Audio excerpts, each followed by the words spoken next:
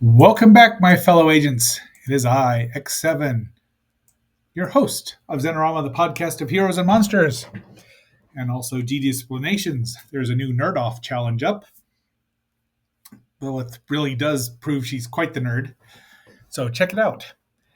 Anyway, we are diverging a little bit today. We're not having a Shaolin Saturday because I haven't finished watching the Kung Fu movie, which I'll do. We'll have it on tomorrow. It'll be Shaolin Sunday.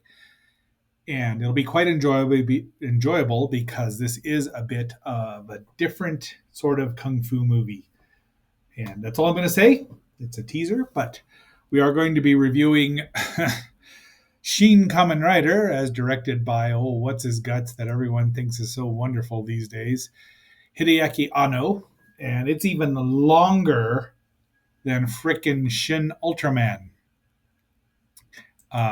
It's not any better. It's a little worse, actually, because it's needlessly violent. Shin Godzilla was 2016. How long was that? Which I have not seen and have no. That's all of these are 2-hour movies. This did not need to be a 2-hour movie. It's beautiful. I'll tell you. I'll give him that. Anyway, before we get too much further into this, please like, share, subscribe, leave a comment. Let me know what you think about this movie. Or Hideaki Anno. Hideaki Anno. I don't hate it, but it's just, it's not just, there's nothing new in it. I mean, they just expand upon things that have already been done, much like Shin Ultraman. So, having said all that, let's go. Let's go.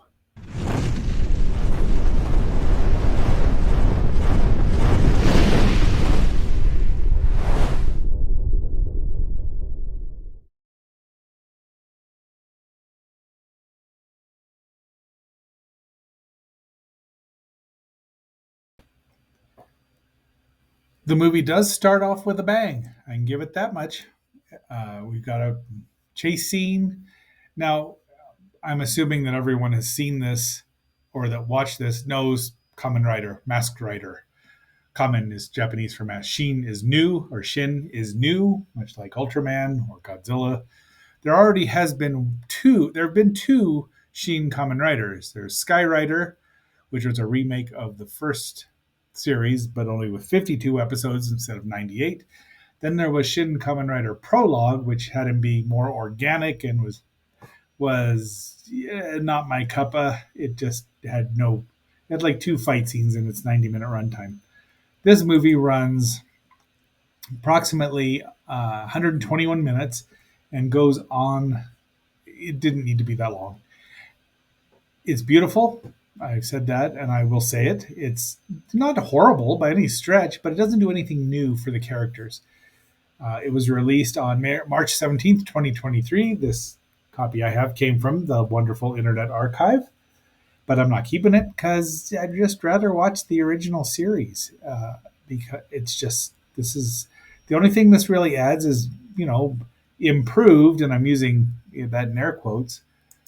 But so they have tried to explain more, which is what causes, the use of prana, which is, chi or ki, depending on your translation, the universal spirit, humanity's energy. And, you breathe it in, you breathe it out. That's the whole thing. So, but it goes through, you've got this Kumo, Seijin, the Spider-Man, first thing. This is Ruriko, who is the daughter of the man. Well, we see what happens here. There he is. He makes his appearance. The music is by, Taku Iwasaki, and it's not bad. I mean, he does make use of the Kamen Rider theme, which is, just what you just heard. In fact, let's play it a little more.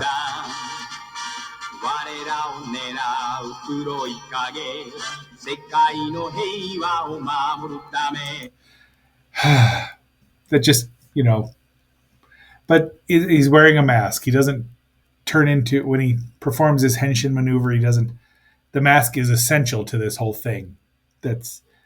and he's Grasshopper Og. Now, this is just this whole augment. It's an augment. It's just very clunky for all of them. Now, perhaps in Japanese, it's much easier. Bata is Japanese for grasshopper. And Kumo, spider. Um, but fly. He does all the sound effects are there. It's very much an homage, except that it's needlessly bloody. It's a very bloody, and it's not new. There's except for the effects, there's nothing really new here. So he's part grasshopper here. There's his face, but then that's Ruriko's father, who's the one who's made him um, Midorikawa Sensei. Ruriko's last, but he's worked on her. He works for Shocker. The belt is essential. It collects the prana from the atmosphere. So he's sucking off humanity's life force, essentially. They say prana a lot in this movie. I'm going to try not to.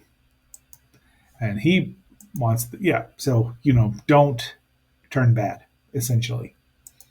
And there's, Ruriko. They know who he is. Now they give Hongo a reason that he wants this power, but then Spider Seijin. Okay, I don't know. He's not a Seijin. He's not an alien, but he shows up. He kills the dad, and they dissolve every time because that's the way to not leave a trace. Which was, of course, something they did in the first 13 episodes, where they dissolve in bubbly goo. There's a little, obviously, the effects are improved here. Nice practical effect explosion. And the shots are great. Cyclone has got a lot more power. I mean, look at those jets there, which is just, it does it do anything? Not really. It's got 4 lights. Why? And one, two, at least 6 jets. He's decided to be Masked Rider, Kamen Rider, Ichigo. And there's the henchman and the Spider Seijen who's got Ruriko, and he beats the crap out of them and kills them all, and he's horrified. A little nice. The effects are well done. They're not too over the top. I mean, and I like the fact that he, talks. They talk to each other, but subtitled. Once again, one of the very basic images from 1971. And the rider kick, which they never say. Boring. I love it when they announce what they're about to do, giving the enemy plenty of time to avoid it, and yet they don't. And this is a wonderful shot here too. Again, it's beautiful. It's well shot. If someone would his rein Anno's instincts in a little bit, an editor to say this does not need to be 121 minutes. 90 minutes would have worked perfectly. He dissolves now, and they're able to give him 8, make him an actual spider. So to prevent, since all agents melt when they die, she says that'll be what happened. He's just doesn't like being how violent he is. So Bata, that's the name of the organization. Shocker. They actually give you a reason here. I was a little annoyed about this, and I'm a little frustrated now, but K, there is K. That's robot detective. And I thought, great. If they make him a villain like they made Kikaider a villain in the Mechanical Violator Hokkaido movie, that's going to annoy me. So I went through like the first third of the movie annoyed. However, it gets better. So she explains why they're using it. Cyclone's just following them by itself. I love that thing. I thought maybe they'd go with the whole Kamen Rider Black, where Battle Hopper, was sentient, but they really didn't, which is kind of sad. And here we get the agents who remain unnamed, but everyone knows that this one here is Tachibana. This one here is Taki, and they're there you go. I also was a little worried that they were going to have a Kikaida guest appearance, but they didn't. Came close, but that's K right there again. So it's I and K and J and B and L and I don't know. Just might as well be. They might as well be the Men in Black, right? There, Sustainable Happiness Organization. You can read it, aka Shocker. Why? I mean, it was a Nazi thing originally. They could still do Nazis. It would have worked in this day and age. Really would have worked in this day and age. A billionaire who founded it. I could see an orange billionaire founding a company based on eugenics. But look at that. I liked it. So now they're members of the Anti-Shocker Alliance, ASA. Nah, they don't. And now we've got the second one, the Bat Komori. Is it Seijin? I'm sorry. No, it's not. I forget what the word. Um, Jinzo. Ningen. Komori Ningen. There we go. Defector. So there you go. There's K again, who's charming. And he's very dapper, even more so than he is in the series. And we may have to look at that series because that would be fun. I really do like it. I do like Ruriko, and she starts out very cold and emotionless, but she gets better. And yeah, he doesn't want to fight, but he decides he needs to help her. All these things. Yeah, the prana is almighty. Yes, I think that's an Indian term, right?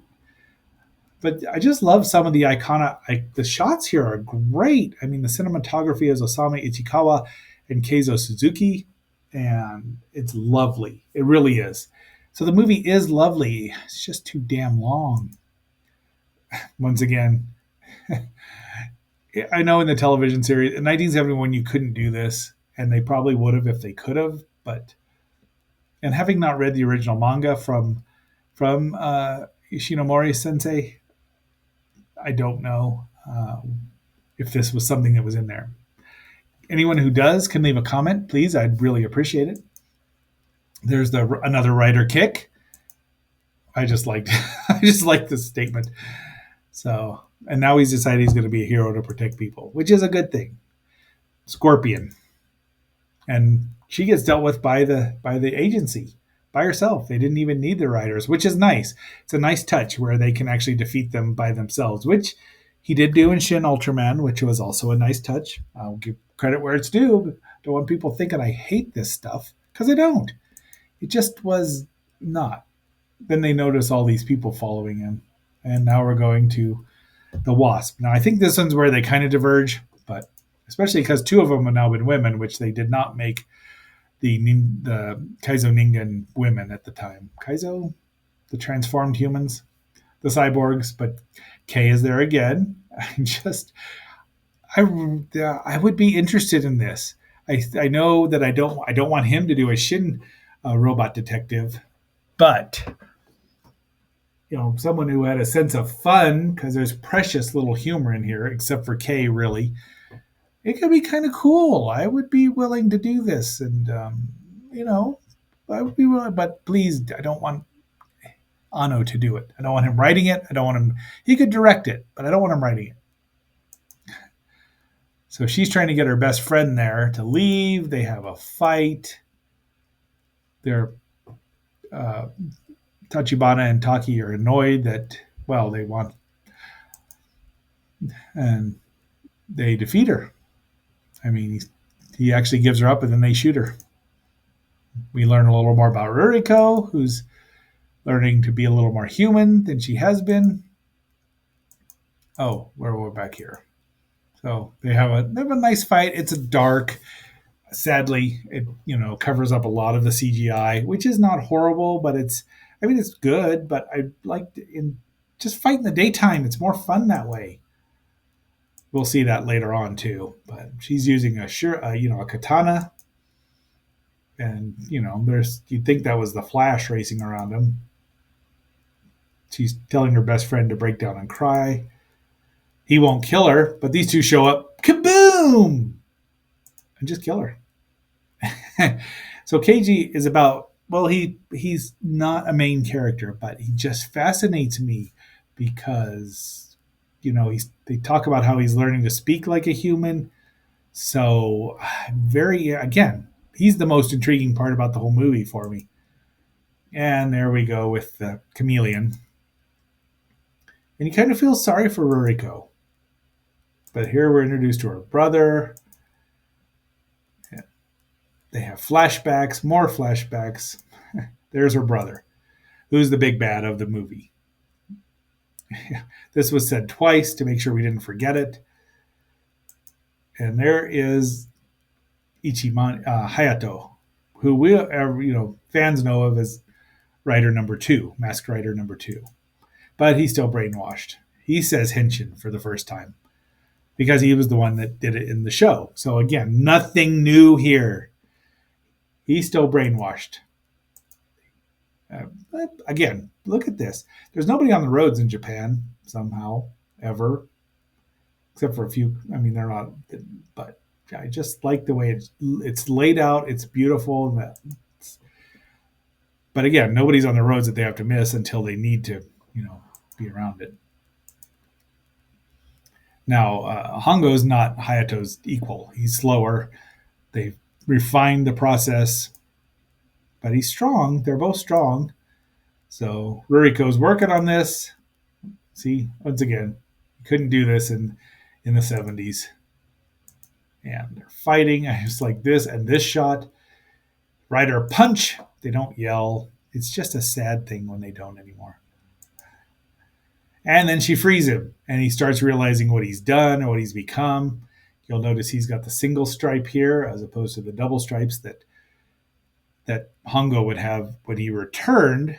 And they have broken Takeshi's leg here, which is reminiscent of, again, even off screen. They did that because that's what happened to the actor. KK Og. The Og is just clunky in English. Bio-org, something. They could have thought of something. KK Bot, maybe. I don't know. So he can cloak himself and change. So something. And now Hayato's had enough. Yep. And he's stronger than this guy because Rider kick. But he has killed Ruriko. Except that she's implanted her consciousness, or at least her memories, into the helmet. There's a lot of crying going on in this movie, too, which I don't know that you'd have seen in the 70s. Lovely shot here. Again, look at the way it's set up. 1, 2, 3 layers, just perfect. And they agreed. Hayato doesn't want to be a partner, but he looks at the red scarf that Ruriko has given both of them to signify all heroes wear red scarves. Like that touch. Excellent. Back to org number 2. So, see, he's wearing a variation of the original Rider outfit. Off he goes. And now we've got the Rider Corps, which was 7 originally. And this was shot in the dark. It's awful. They wasted the whole thing here. It's just... And now Hayato shows up. They fight him together. We see the classic Henshin poses, even though they don't say it. They've already changed, but it's a nice touch. And he fights there's a brother. Resistance is futile. I don't know if that means he's I'm forgetting the hitchhikers, aliens that say that. But Butterfly Og. That's, again, I'm sorry, August. I know it's the first part of your name, and if I were you, I'd think it was very flattering. But it's clunky in English. Number 0. Why does he have to have a number if he's the only one? He's super powerful, but the 2 riders won't give up. And then they finally, Hayato puts his helmet on or does something, and they have a heart-to-heart, the brother and sister, and now they're both gone. Both Takeshi and the brother. And I don't want him doing it. The more I thought about it, I just really love KGK, but I don't want to see Takeshi do it. Sorry, not sorry. But that's it. He just disappears. So there's somebody's shown up, a cobra.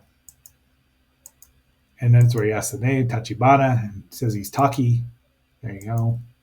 He wants a new outfit, which I don't know how they could do that if it's biomechanical, but new. So he's got the double stripes now. So he's since because Takeshi sacrificed himself, except that he's in the helmet.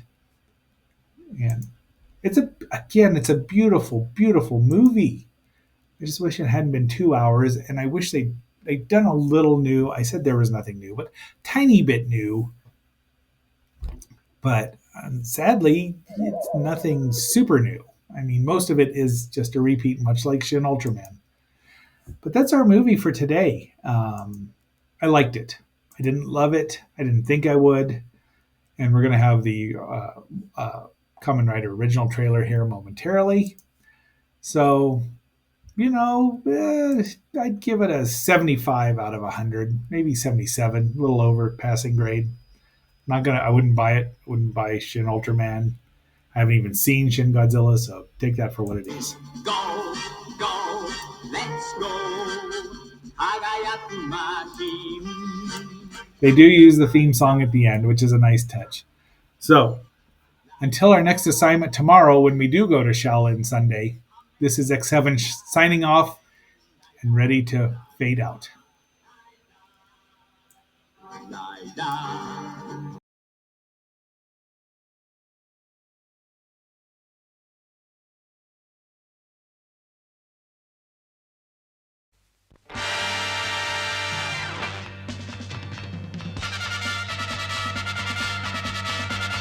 Semaru 初夏地獄の軍団我らを狙う黒い影世界の平和を守るため Go, go, let's go 輝くマシンライダージャンプライダーキック仮面ライダー仮面ライダーライダーライダーライダージャンプライダーキック仮面ライダー仮面ライダーライダー